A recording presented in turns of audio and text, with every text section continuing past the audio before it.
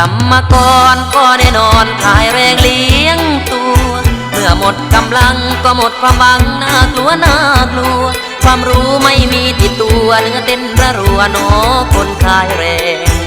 จะบอกรักใครจะบอกสาวใด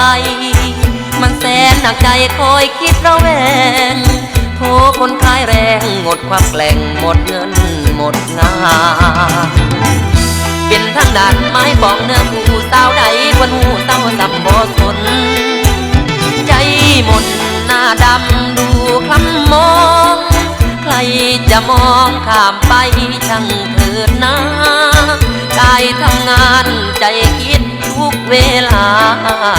เมื่ออาบน้ำคิดมายิ่งใจลอยคิดถึงคนรักเก่าเขาคนนั้น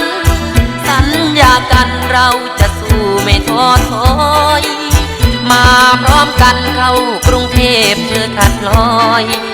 เพื่อนชมบ่อยว่าเธอสวยเลยลืมตัวเจ้าของโรงงานเขาพูดหวานๆเธอคิดไปทั่วจนได้หลวมใจหลวมตัวตกเป็นเมียผัวสู่ขอแต่งงานลืมทางด่านใช้จนคนเก่าคนเงาหนุ่มบ้านนอกเซ่อเจอหน้ากะบ่ถามแบกอามใจเซ่อลงยืนมือปั่นเพื่อนเตือนใจเงาเพื่อนถามนานตอบเบาเก็บความเศร้าความเหงาอย่างน้อยใจเลิกงานเข้านอนมือกายหน้าคิดแต่ว่าจะขายแรงได้ถึงไหนทุกวันสิ้นเดือนเหมือนสิ้นใจจะหาใครเมตตาอารีแม้คนรักมากยังจากแล้ว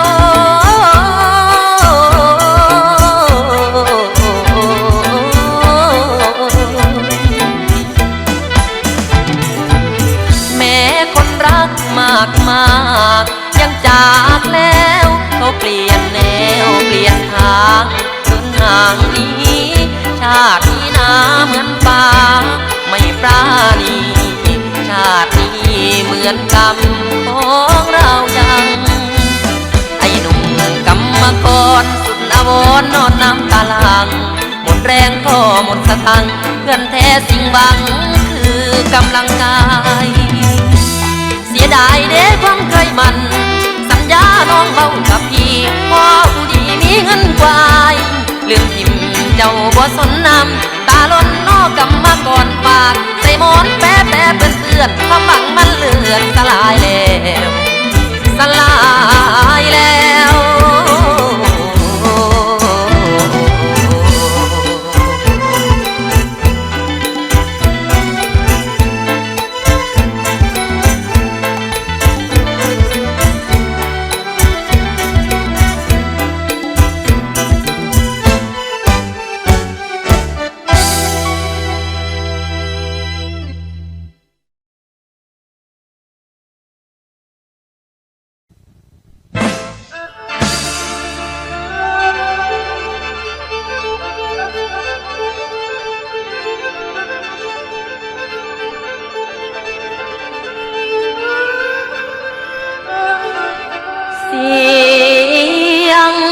ฟ้าคลื่นสั่งพื้นลาเหมือนบอกว่าปีหน้าจึงจะหวนคนเสียรักทุกหนักนั่งรันจวนนั่งทบทวนอดีตบ้านที่ผ่านมาเสียงอำลาของฟ้ามาคือเสียงอีน้องสั่งชีวิตคนผิดหวังเราเป็นเพื่อนแก้คุมบาดน้ำอายเข้าบนนอนออนเด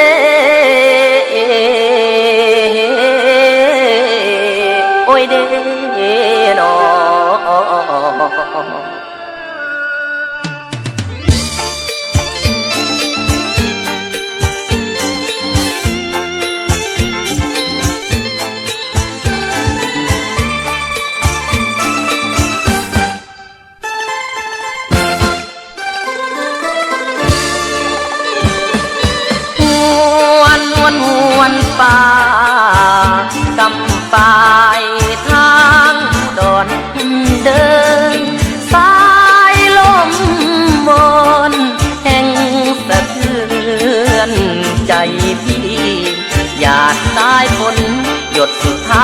ปลายปี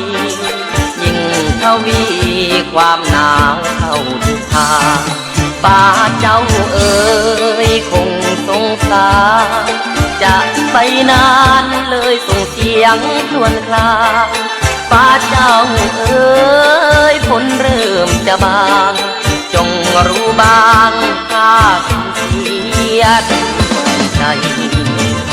ตกลงใบฝนเต้าฟ้าเงาลมหนาวลวงเขาที่หาเท่าแก่คอหักกระดอกคือดังดวงใจเสียเจ้าไปควันกระเจิงเลยนางปัญญาผู้เมื่อคนหูหัวใจอายดีย้ำฝ่าห้องจังสีไผสิหูแน่นอนฝนชะลอฟ้าจางทางฟ้าแลบเป็นทางแสงสว่างเป็นครั้งคราวได้ฟ้าร้องสุดเสียงดังใจคนผิดบังมันสะอื้นฝืนทนคิดมาแล้วน้อยใจคิดไปเพราะเราจนใครจะสนคนจนนั้นไม่มี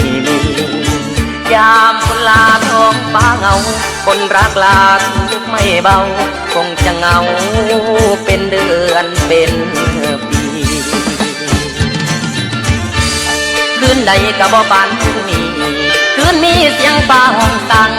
ความหวังรักก็ลายขาดแล้วใจแป้วได้ขึ้นผมหมดสายลมสายฝนเดิมห่างเมฆบางๆไหลลงทั้งใต้ฟ้าสั่งลาสายฝนหน้าไม่ปวดนอดวงใจมีรอยร้าวมีรอยร้าว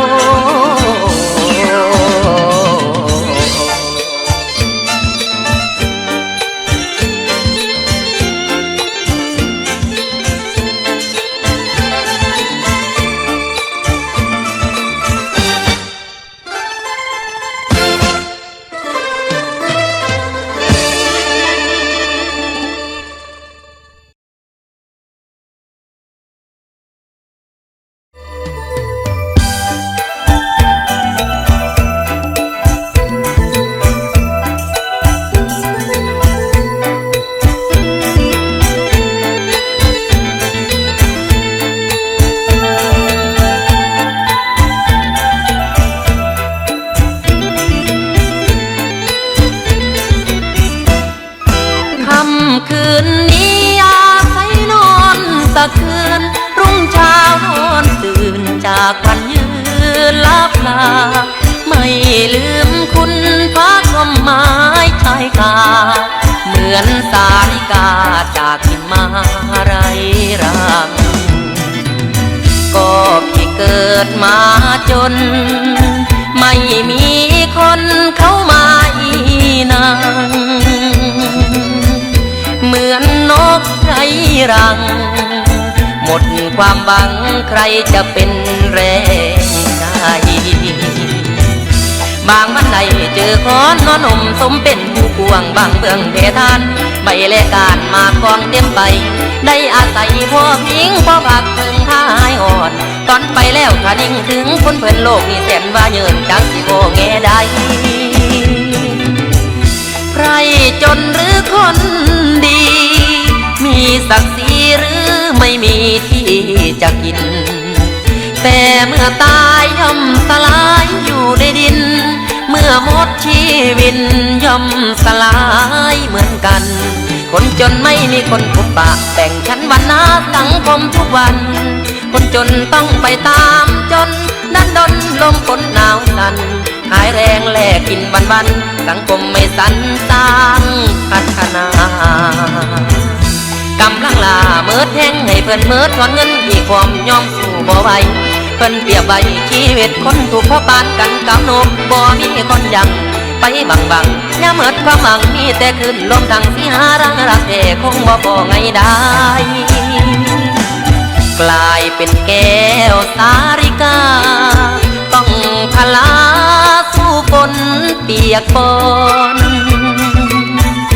กางปีกสู้ลม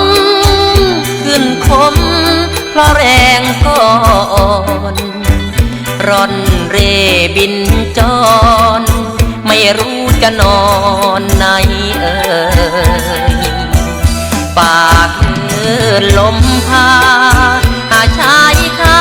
พักยิ่งไม่มีเลย กล้าเอ่ยปวดจังเลยหัวใจคนจนลมฝนตีมาเป็นทางนุดดังมาจุราชห้องใสไผเด้พอสิเป็นนมใหม่บังไว้บัดหนาวพักชั่วคราวอาศัยไออุ่นบ่ลืมบุญคุณผู้บังไว้ผู้บังไว้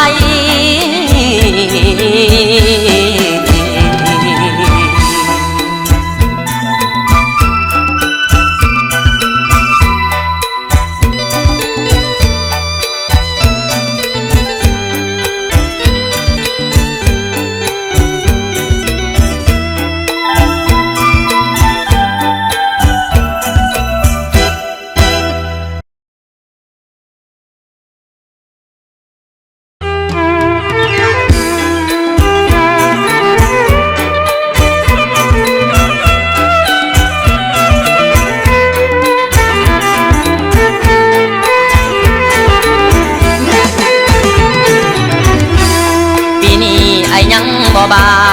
ที่นากะบ่แน่เด้อนางความรักกลายเป็นยาคุมหลงคารมเจ้าผู้น้อยบางๆใกล้ชิดเจ้าก็ว่ายังบางใกล้ห่างเจ้าก็มีคนควงเพราะอยู่จากไผต่อไผโอ้ยใจของอ้ายบ่ควงคือใครก็บ่มีวันทวงความฮักความห่วงห่วงเจ้าเหลือทนจนป่านนี้ในใจคิดว่าปีนี้บ่บาดแต่ปีหน้าจังใดใกล้แล้วเด้น้องลากินยายจังพอสุเหล่าประสาทสมองมันมุนหัวใจเพราะเจ้าคำพูดเจ้าก็ไม่เหมือนเก่าพูดกับเขาคนอื่นนั้นดีเห็นพี่เจ้าทำเงาเห็นเขาพ่อวอพี่วี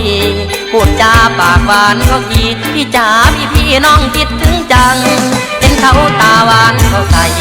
ไอ้ไก่เจ้าก็รับตาตังคิดลายลงหน้าลืมหลังถ้าอ้ายคิดต้องเป็นบ้าแน่ๆโอ้ยมันแย่อุกไกลทั้งทีปีนี้บ่บาดแต่ปีหน้าบ่ไหวอดบ่ได้ยันขาคนตายคิดหลายๆแห่งโมโหแห่งคิดมามันรอขาสะบ่นอขาคนสะบ่นอขอสะบ่นอขอคุณสะบ่นอขาคุณแล้วสิจิตทุกสะนอคิดพ่ออยากไปลักปันจันดังตอนนั้นบนเขาตอกเสาเข็มลักมาได้จากคนหลายใจยัดเข้าไปใส่ปีนี้ยังที่ได้แต่ปีหน้ายันบ่ทนพวกคนใจแทบเป็นบ้าปีหน้าจากจังได้เดินนางเข้าครัวตื่นมีดตื่นเคียงตื่นหอดเสียงกระดงตกลางเสียงยังเปิ่งปังตื่นเมื่อทุกอย่างก็ว่าแต่เกิดสงครามถึงย้ำผิดบังได้ลาเหงามาญาติให้ควงห่วงไผก็บอกคือห่วงเจ้านอนเศร้าอยู่สุวรรณขอยืนยันว่าปีนี้บ่บาฮอดปีหน้าละก็ยังบ่แน่มาล้ำทำแซ่เหลือเกินเจ้าเหลือเกินเจ้า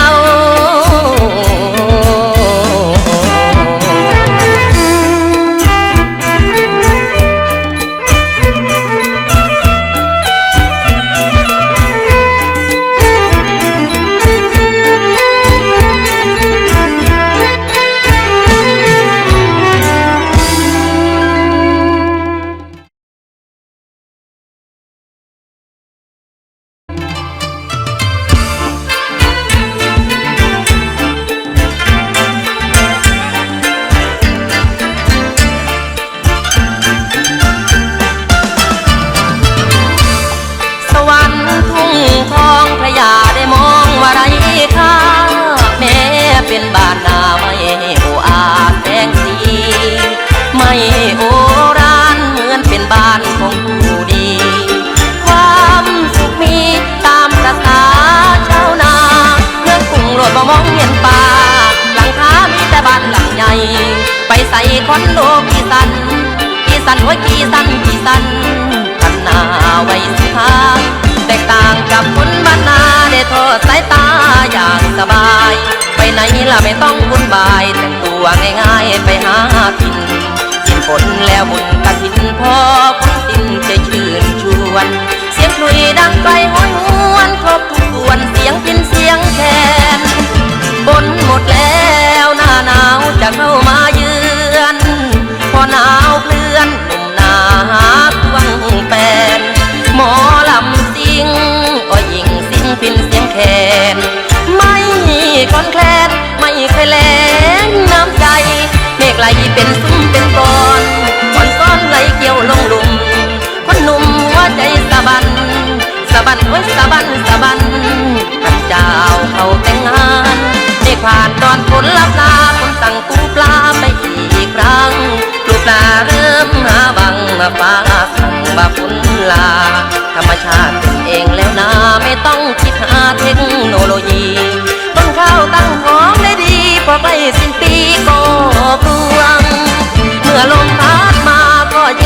ขาวเอ็นสวัยท้องทุ่งกว้างใหญ่มองไปสุขสันต์ในสวงดังสวรรค์เห็นกันหน้าข้าวออกรวงไม่นานก็ถือเจ้าพวงพอข้าวออกรวงสีทองทำน้องเป็นสวรรค์ปันใบพอใจสิ่งที่มีอยู่มีกูงานน้องแต่งแล้วคนนั้นแห่งบ่หอยมวนบ่คอยเช่าให้เช่าหน้านี่แต่นาสวรรค์บ้านทุ่งผู้ใดไปกรุงอย่าลืมบ้านอย่าลืมบ้าน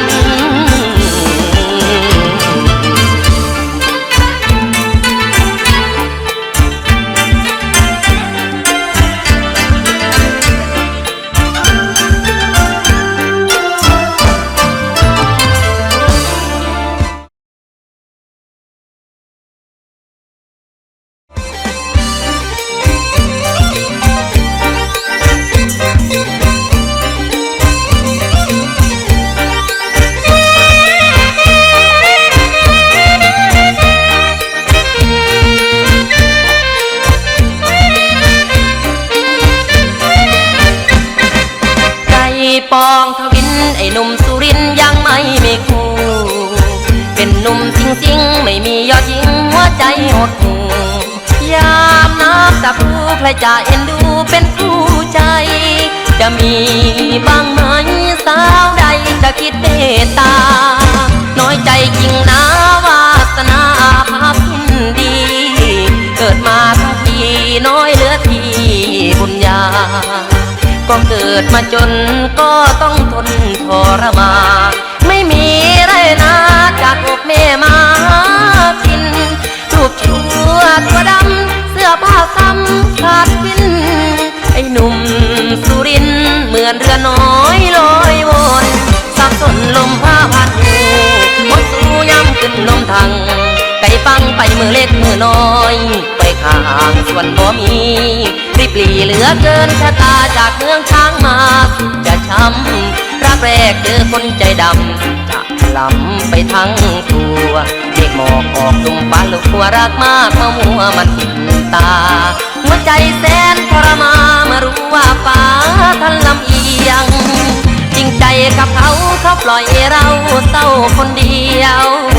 คนหลอกคนเกี่ยวเขาก็เลยร่วมเรียงผู้ชายจนนั้นไม่มีคนร่วมเตียงคนรับทางเคียงได้แต่เพียงช้ำใจไอ้หนุ่มสุรินทร์สุราไม่กินเมาได้เมารักฝังใจยิ่งใหญ่กว่าเมาสุรา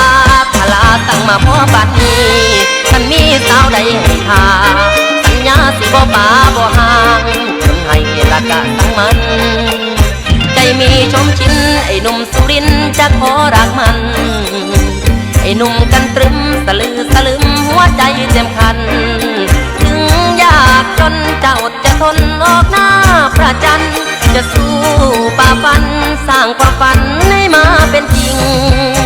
รักจนชีวายเขาไม่ตายไม่หนีมาสิคนดีสร้างสรรค์ช่วยกันทุกสิ่งขอสัญญาเอาชีวานิ่งเธอทูลยอดทิ้งไม่เจอคำว่าเสียใจมีไผที่สนใจนอไผนอศิลาขมนถึงจนพี่ก็จนแต่แบ่ง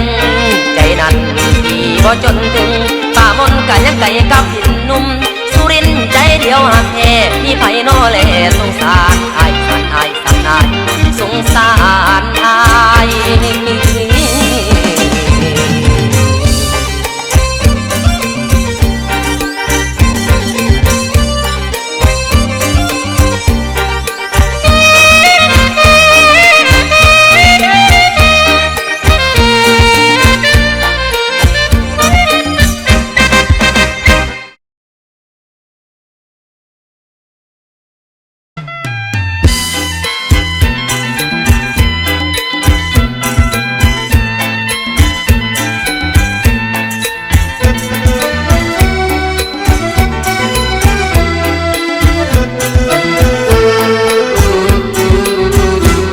เมื่อคืนท้องฟ้ามัวเมื่อคืนฟ้าสลัวเว เป็นคืนที่น่ากลัวมืดมัวไม่เห็นเดือนเพ็ญดวงจันทร์เจ้าเอ๋ยสุดที่เฉลยหัวใจลำเค็นยิ่งคืนนี้เป็นคืนเดือนเพ็ญถ้ามองไม่เห็นเพราะมีเมฆมาบังคนเดียวแล้วยิ่งเหงาหรือคนรักลืมเราคิดถึงหน้าเขาแล้วใจผวังหวนถึงครั้งแต่เขายังหากเด่นเห็นเดือนเพ็ญยามป่าไปยังอ่อนว่าเลยจันเจ้าเอ๋ยจันเจ้าขาขอช้างขอไม้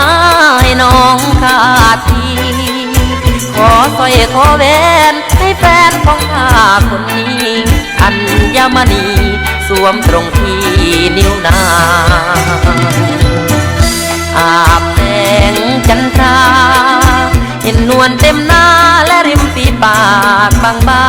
งๆที่ลูกผมน้องก็ไม่ยอมห่างจำไม่จางเสียงกระซิบแววมาเห็นจันจ่าใสงามนอบที่ดวงเดียวโลกนี้พอได้ส่องหาเดือนจังป่าคือหักเขายังเมฆาบางพอปากใจสองเฮาห่างกันใจเยินเดินคนเส้นบ่เห็นกันเลยเว้าสู่คนใหม่สายตาเอ๋ยคืนนี่เมฆเลื่อมไว้จันเอ๋ยบ่ใสอยู่ในเล่าเธอจ้ามืดฝนด้วยเมฆายามเธออยู่ไกลตาคิดถึงหน้าของเธอหรือเปลี่ยนผู้เชยไม่ห่วงพี่เลยไม่อยากให้เจอเมฆเจ้าเอ๋ยแกล้งให้ข้ามองมือไม่ให้เจอเลยบางแสงจันงามคืนฟ้ามัวหัวใจโทรมคิดถึงเธอแทบเป็นลมคนที่หัวใจโทรมแทบจะล้มเป็นลมความตรงผ้าคนใจแป๋วเมื่อแววลงใดกอดเขาเมฆบังสีจันทร์แดงเศร้ามองใดกะบ่เห็นต้องรำเพ็ญเหมือนตาคนเดียวลมพัดเที่ยวตีมาเป็นครั้งขึ้นเมฆไหลบังพระจันทร์ไม่พระจันทร์ไว้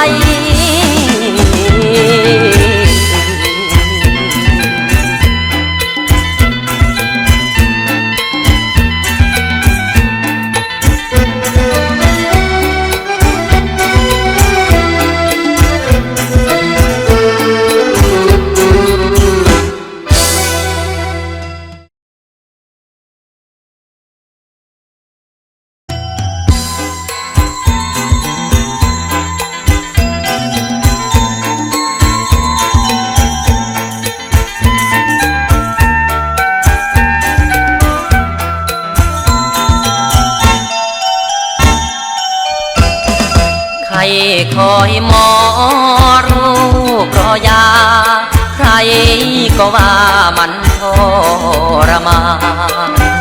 ดวงใจเหมือนไฟรุ่มร้อนจะนอนก็หัวใจร้นรานดอกรักจะเหี่ยวจะบานอย่าปล่อยไว้นานคนรอขอฟังมีบางครั้งหัวใจจนเหนื่อยเมื่อยไปเมิดทุกด้านใครเขาเหงื่อไหลบอกอยากได้คำปากคนรักอยากรู้จักว่ารักจริงหรือลวงสวงหลายยามนั้นบอกกันบอกพี่มาเลยล่ะพี่รอเวลาให้บอกใครตามตื้อทุนหัวเอ๋ยสมองไอตื้อหูยังฟัง3 วันให้หลังพี่นอนรอคำตอบเงินรอผลสอบจะดีใจเสียใจคนเน้นทานจะเข้าเรียนมหาลัยที่ว่านักใจยังไม่เท่าพี่รอคำตอบถ้าออกว่าตัดขาดไปต้องนอนเสียใจแล้วจะทำอะไรโน้กลัวเหลือเกินผิดหวังน้ำตาคลอคนรอหัวใจรนรานพอละมันล้นหนหวยลูกหนังตาตีของอยากดังกิน เข้ากับบ่บานทรมานหัวใจเหลือเกินนั่งหรือเดินซึมซึมเซ่ออยู่ในนั่งมือเป็นคนใจลอยคอยคำต้านเดือบานเพียงหมอหรือบ้านเพียงปากหมอพอลอยหมดตายร้ายเหลือเกินการรออันนี้นอให้กระวนกระวายความทุกข์เหนือคำบรรยายกิน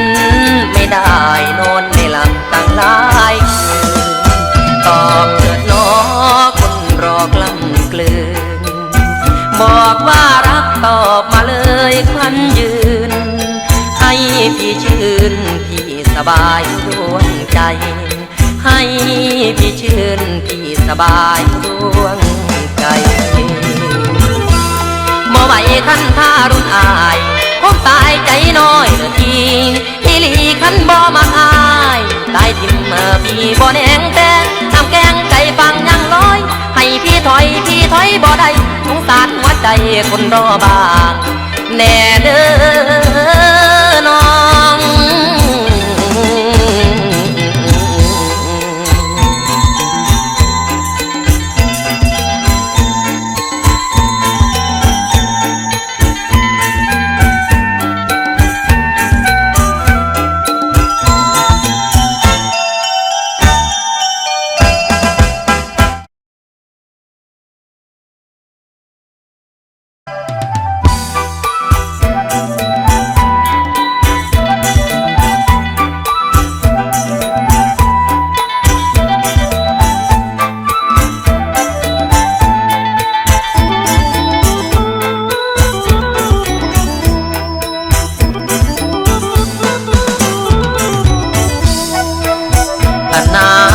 ฉันไม่ไปไม่ฝันสำหรับฉันแค่นี้ก็พอแล้วอาศัยดวงก็คงไม่มีแววเกิดมาแล้วเห็นป่าก็พอใจวาสนาไอ้มันไกลวังบังเหมือนเรือไกลฝั่งนับมือไกลแสนไกลน้องเอ้ยบ่ต้องห่วงต้องใยห่วงมันทำไมไอ้คนไม่มีราคาเป็นเครือบ่าผมป้องใจให้พี่เป็นท่อแท้เที่ยวแพ่บ่เศร้าช่างมันเถิดฉันเกิดมาเพื่อเงาช่างเถิดหนาฉันเกิดมาเพื่อเศร้ามาให้เขาชี้หน้าชี้ตาที่ปากเขาแล้วแต่จะนินทาใครเขาว่าฉันไม่มีทางแก้ตัวเกิดมาเพื่อแพ้ต้องนอนเรียบแลตามประสาคนชั่วเส้นทางชีวิตมืดมัวฉันไม่กลัวฉันพร้อมจะสู้มันวันนั้นน้องกินดองเขาแต่งวันเขาเอาห่อแบ่งเป็นล้านใส่พันดันแม่เจ้าคงหน้าซึมตาใสคงภูมิใจได้ลูกเคยคนรวยมั่งมีเงินล้านคนเมื่อบ้านถูกนินทาเรื่องที่ขอปิดเงินแล้วรีบ่เอาหน้าผู้หาฟ้าต่างพรหมลิขิตไม่อยากคิดให้บั่นทอนหัวใจช่างเถอะถึงร้องไห้ไม่เป็นไรจะเช็ดน้ำตาตัวเองช่างเถิดนะทนความเศร้าคนอย่างเราใครจะมาย้ำเกรงไม่หล่อหาเงินไม่เก่งต้องโทษตัวเองอย่าไปคิดโทษใครวาสนานอนดินนอนหญ้าเอาแต่วา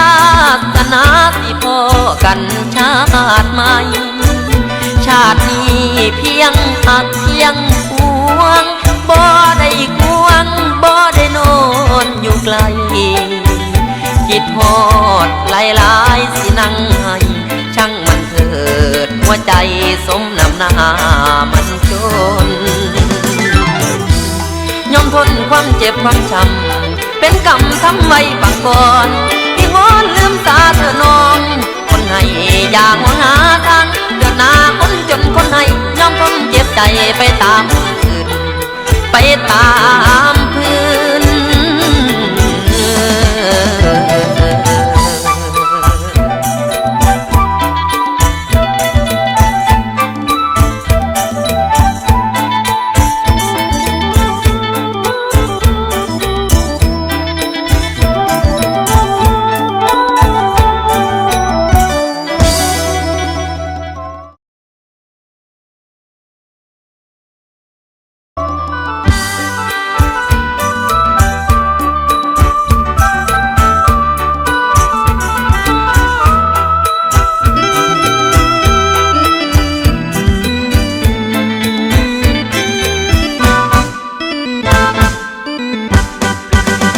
ไม่รักไม่ใครไม่เป็นไรเลยนะถ้าจะพวงใครมาฉันไม่ว่าไม่บ่นแต่ที่ฉันรักเป็นทุกข์หนักเหลือทนรักอย่างท่วมทนอยู่ๆก็ควงใครมาอย่าเลยอย่าพบกันดีกว่าฉันกลัวกลัวจะมีปัญหาผู้ชายนั้นไม่มีน้ำตารักเธอเท่าฟ้าเขายังจะมาแย่งไปคันเป็นได้อย่าเห็นกันดีกว่าตัวเองบ่ได้เห็นแล้วคิดหลายชีพยังไม่ไหวยังไม่ตายไฟเผาสัญญาสองเราจะรักกันเท่าฟ้าพบครั้งแรกแยกคำพูดออกมาคำมั่นสัญญาจะรักกันชั่วนิรันดร์เราพบกันไม่ใช่พบเพื่อไปพบด้วยดวงใจพบด้วยความเชื่อมันแต่แล้วเธอกำลังจะลืมฉันต้องนอนใจสั่นเมื่อฉันรู้ความในถึงเก็บไว้ในใจทุกใหญ่ใจเอ้ยใจคือไฟหอนอนรุ่มเหล่าจีเผาหูแต่เขาว่าเธอบ่จริงใจงามปันใดก็บ่ขอพันพบหาผ้าซ้ำขอทวงย้ำจะเห็นกันดีกว่าคำสัญญามัวฟังแล้วเบื่อหูไม่รู้พบทำไม่เล่าพบเพื่อเศร้าพบเพื่อเสียใจพบเพื่อได้นอนผิดหวังเมื่อครั้งสูญเสียยิ่งใหญ่ไม่รู้ทำเพื่ออะไร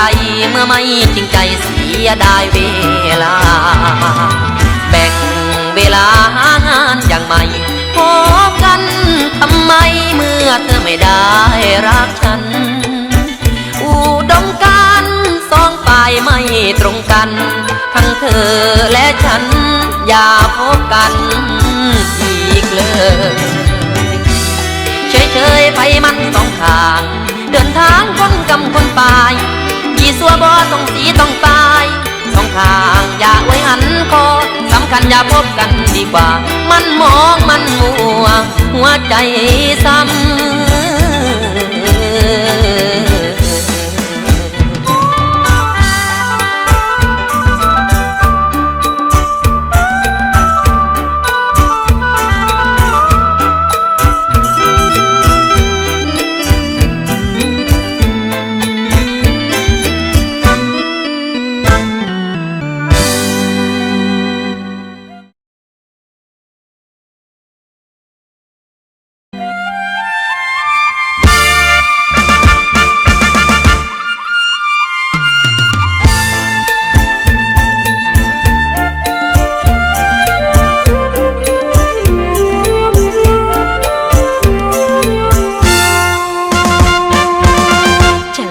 เธอลงอย่างไรเมื่อใจฉันเศร้าเธอก็เฝ้าหวังหาเธอคือสายฝน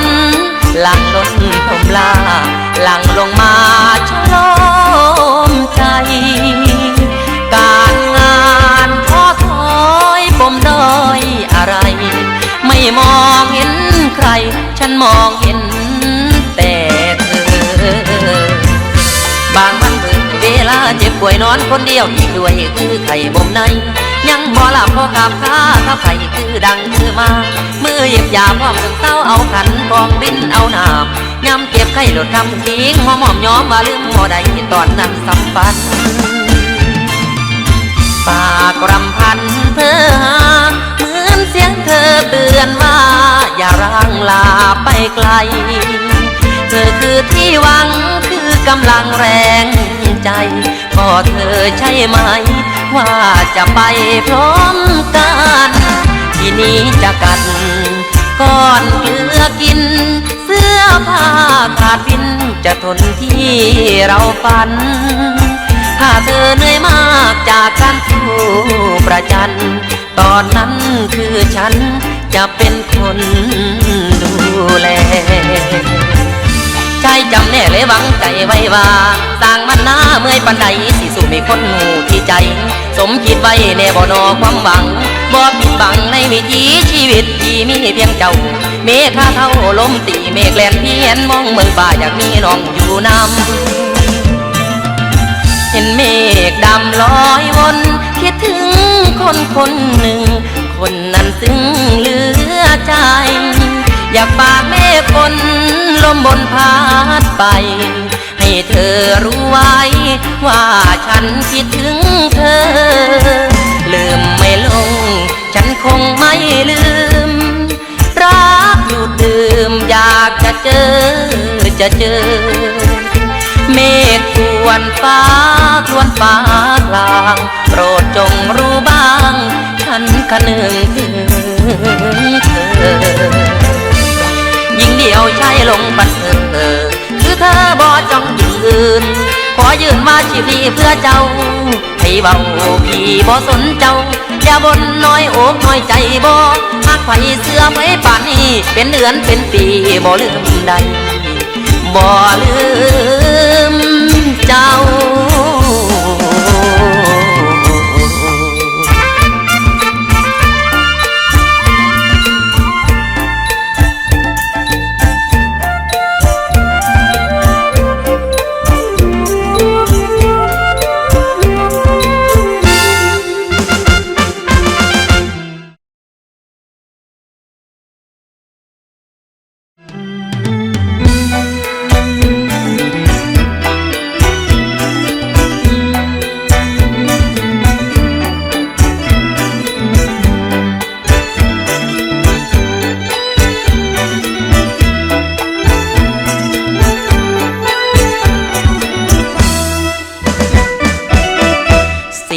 แรงรักเธอ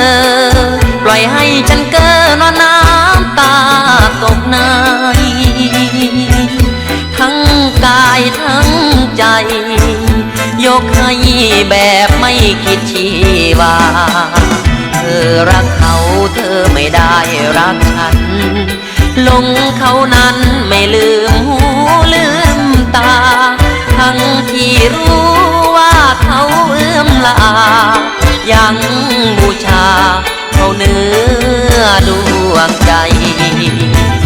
เขาทำได้ทำไปทุกทางคิดเบื้องหน้าแต่เจ้าอยากโทหน้าเขานั้นบ่ให้เห็นเขาอยากเป็นให้ไก่สัวเจ็ดไหมใจเอ้ยใจเจ้าก็ยังหลงหักแต่เขาคนนั้นเสียดายวันที่เวียนอ่อยเวียนอ่อนก่อนเขาใส่เขาว่ารับบ่ได้เจ้ายังหูแก่ใจเขาไปนี้ไกลปล่อยให้เธอเศร้าเห็นเขาเป็นพระเจ้าพ่อพระอยู่ในดวงใจเขาเหยียดเขาย้ำเขาถามมาเมื่ออะไรตามฉันมาทำไมฉันไม่ได้รักเธอได้ยินเต็มหูรู้แก่ใจแล้วนะมุนชายน้ำตั้งมามายจนล้นจนผิดกับฉันตามอ้อนเธอยามไหนได้เจอชอบกระแทกเสียงดังมีบางครั้งไปนอนกลมใบวันหัวใจอยากเป็นเขาผู้นั้นคือไอ้สียำใสย้ำเขาไก่สีบ่ดาคือเขาย้ำเจ้าเงามีปัญหาคุ้มเครือบ่เบื่อหาทางแก่เขาบอกแค่บ่หวังดีด้วยเป็นยังได้ถ้ากางอีกบินผ่านป่าโดดเที่ยวเย้ยย่อยันชายคนนั้นเขาตาไม่ถึงเขาจึงไม่แพ้ ปล่อยให้เป็นแท้หลุดลอยออกจากมือตนถ้าเป็นฉันจะรีบดิ้นรนไม่ให้มองมนจะขัดสีชวีวันลำบากยากเห็นอยากเป็นผู้ชายคนนั้นคนที่เธอใฝ่ฝันชายนั้นเขาคงดีพออยากขอเป็นเขาคนนั้นเพียงฝันกับเจ้าที่ง่ายสายเน้นตั้งบ่ดึงน้องอายเป็นได้เด่นจังเขาคนอย่างเราผู้สาวตั้งเขาเบื่อถึงจุนเจือใจจริงรักแท้ผู้สาวบ่แลบ่เหลียวจอยบ่มอ